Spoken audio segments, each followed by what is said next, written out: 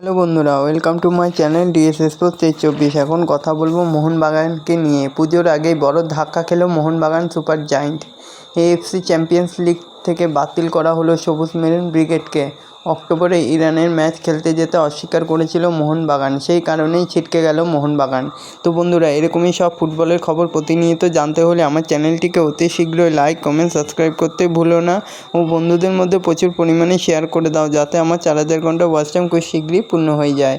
তো বন্ধুরা, 2রা অক্টোবর তার ইরান প্রো লিগের ম্যাচ ছিল, যেখানে প্রাথমিকভাবে খেলতে যাওয়ার কথা ছিল মোহনবাগানের, কিন্তু সেখানে এখন যুদ্ধের মধ্যে যেভাবে ইরান জড়িয়ে গেছে, তাই সে দেশের যে কোনো পরিস্থিতিতে কখন কী হয় বলা যায় না। তাতেই ফুটবলারদের নিরাপত্তার কথা মাথায় রেখে ইরানে ম্যাচ খেলতে যেতে চায়নি মোহনবাগান ফুটবলাররা।